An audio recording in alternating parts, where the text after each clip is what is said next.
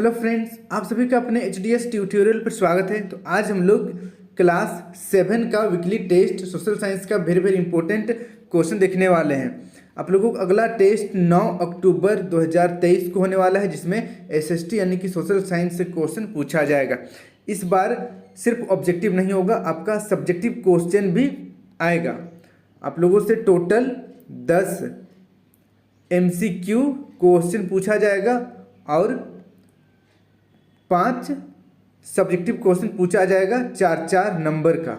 तो चलिए इस वीडियो में हम लोग इंपॉर्टेंट क्वेश्चन देखेंगे। सभी क्वेश्चन काफ़ी ज़्यादा इंपॉर्टेंट रहेगा, अच्छी तरीके से प्रैक्टिस कर लीजिएगा और अपने सभी दोस्तों के साथ वीडियो को शेयर कर दीजिएगा।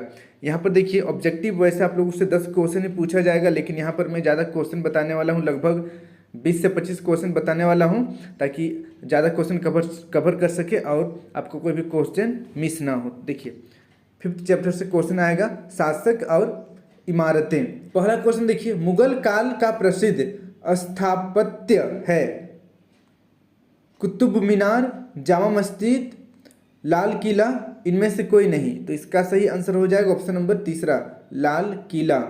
फिर देखिए सेकंड क्वेश्चन, किस वर्ष लिंगराज मंदिर का निर्माण कराया गया? 1150 AD, 1100 AD, 1125 AD, इनमें कोई नहीं। तो इसका सही आंसर हो जाएगा ऑप्शन नंबर 2 1100 AD।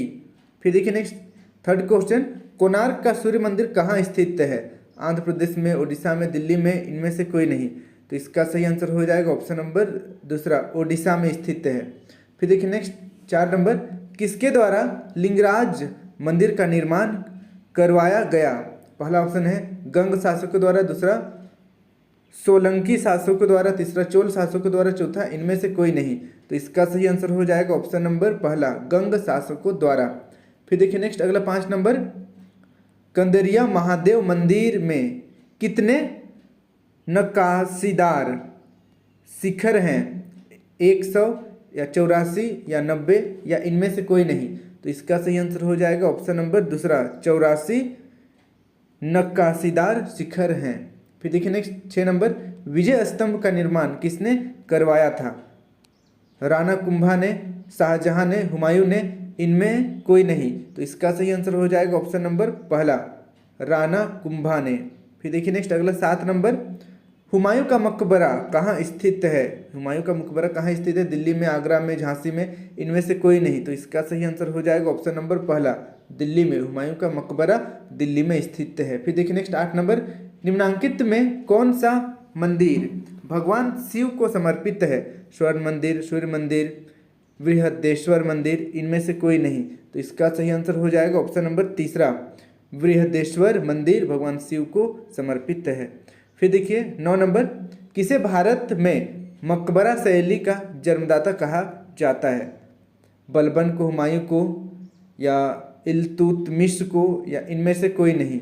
तो इसका सही आंसर हो जाएगा ऑप्शन नंबर 3 इल्तुतमिश को भारत में मकबरा शैली का जन्मदाता कहा जाता है। अब बढ़ते हैं नेक्स्ट 10 नंबर की ओर, कुतुब मीनार में कितनी सीढ़ियां हैं? 375 या 305 या 351 या इनमें से कोई नहीं। तो इसका सही आंसर हो जाएगा ऑप्शन नंबर 1 375 सीढ़ियां हैं। अब बढ़ते हैं अगला क्वेश्चन की ओर। अगला है हमारा ज्योग्राफी से। देखिए जलमंडल से क्वेश्चन आएगा। पहला क्वेश्चन देखते हैं जलमंडल का, एक कृत्रिम बंद कांच का घेरा जिसमें छोटे घर के पौधे रखे जाते हैं क्या कहलाता है? पहला ऑप्शन है गौशाला, दूसरा ऑप्शन है पाकशाला, तीसरा ऑप्शन है थलशाला, चौथा ऑप्शन है इनमें कोई नहीं। तो इसका सही आंसर हो जाएगा ऑप्शन नंबर 3 थलशाला। फिर देखिए नेक्स्ट अगला सेकंड क्वेश्चन, सुनामी एक जापानी शब्द है जिसका अर्थ होता है? पहला ऑप्शन है सुनामी लहरें, दूसरा ऑप्शन है चक्रवात, तीसरा ऑप्शन है मानसूनी वर्षा, चौथा ऑप्शन है इनमें से कोई नहीं। तो इसका सही आंसर हो जाएगा ऑप्शन नंबर 1 समुद्री लहरें। जापानी जो शब्द है सुनामी, उसका अर्थ होता है समुद्री लहरें। अब देखिए अगला 3 नंबर, भारत में निकट में कब सुनामी आया था? यानी कि हाल फिलहाल में कब सुनामी आया था? 20 जनवरी 2002 को, या 26 दिसंबर 2004 को, या 15 अगस्त 2008 को, या इनमें से कोई नहीं। तो इसका सही आंसर हो जाएगा ऑप्शन नंबर 2 26 दिसंबर 2004 को भारत में सुनामी आया था। अब बढ़ते हैं नेक्स्ट 4 नंबर की ओर। लोब्राडोर धारा किस प्रकार की धारा है? गर्म धारा, ठंडी धारा और भी दोनों, और इनमें से कोई नहीं। तो इसका सही आंसर हो जाएगा ऑप्शन नंबर दूसरा, ठंडी धारा। ठंडी धारा इसका सही आंसर हो जाएगा। फिर देखिए 5 नंबर, अब तक की सबसे विशाल सुनामी कितने मीटर ऊंची मापी गई है? 100 मीटर या 150 मीटर या 200 मीटर? तो इसका सही आंसर हो जाएगा ऑप्शन नंबर दूसरा, 150 मीटर ऊंची सुनामी मापा गया है।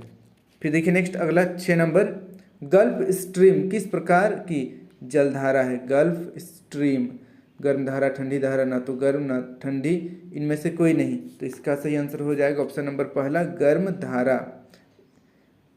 गल्फ स्ट्रीम गर्म धारा है। फिर देखिए नेक्स्ट 7 नंबर, गर्म धारा उत्पन्न होती है निम्न अक्षांशों के निकट, उच्च अक्षांशों के निकट या भी दोनों, इनमें से कोई नहीं। तो इसका सही आंसर हो जाएगा ऑप्शन नंबर पहला, निम्न अक्षांशों के निकट गर्म धारा उत्पन्न होती है। अब बढ़ते हैं अगला नेक्स्ट क्वेश्चन की ओर। नेक्स्ट क्वेश्चन देखिए, यहाँ पर नेक्स्ट क्वेश्चन है राज्य सरकार से। ठीक है, आप लोगों का सिविक्स पहुँच गया, सिविक्स 3rd चैप्टर से क्वेश्चन आएगा। राज्य सरकार, पहला क्वेश्चन देखिए, विधानमंडल का आवश्यक अंग होता है। विधानमंडल का आवश्यक अंग कौन होता है? प्रधानमंत्री, राज्यपाल, मुख्यमंत्री या इनमें से कोई नहीं। तो इसका सही आंसर हो जाएगा ऑप्शन नंबर दूसरा, राज्यपाल विधानसभा का आवश्यक अंग है। फिर देखिए नेक्स्ट सेकंड क्वेश्चन, राज्यपाल की नियुक्ति करता है। राज्यपाल की नियुक्ति कौन करता है? राष्ट्रपति, लोकसभा का अध्यक्ष, प्रधानमंत्री या इनमें से कोई नहीं। तो इसका सही आंसर हो जाएगा ऑप्शन नंबर पहला, राष्ट्रपति। राज्यपाल का नियुक्ति राष्ट्रपति करता है। अब देखिए तीसरा नंबर का क्वेश्चन है, राज्य विधानमंडल का उच्च सदन होता है। पहला ऑप्शन है विधानसभा, दूसरा ऑप्शन है विधान परिषद, तीसरा ऑप्शन है लोकसभा, चौथा ऑप्शन है इनमें कोई नहीं। तो इसका सही आंसर हो जाएगा ऑप्शन नंबर दूसरा, विधान परिषद। फिर देखिए नेक्स्ट अगला 4 नंबर का क्वेश्चन है, विधानसभा में कम से कम सदस्यों की संख्या होती है 50, 60, 70 या इनमें से कोई नहीं।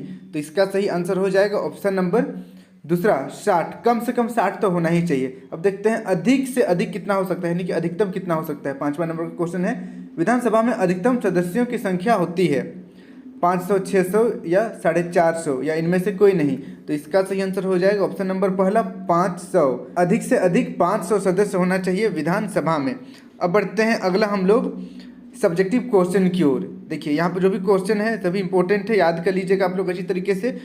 आप लोगों का टोटल 5 क्वेश्चन ही आएगा, लेकिन यहाँ पर हम लोग 5 से ज़्यादा क्वेश्चन देखने वाले हैं, ताकि आप लोग ज़्यादा क्वेश्चन कवर कीजिएगा तो कोई भी क्वेश्चन मिस नहीं होगा।